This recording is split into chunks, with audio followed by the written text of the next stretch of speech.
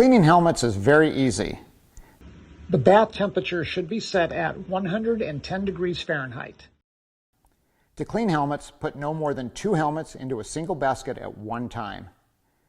There is no need for any disassembly. Install the basket lid to keep the helmets from floating.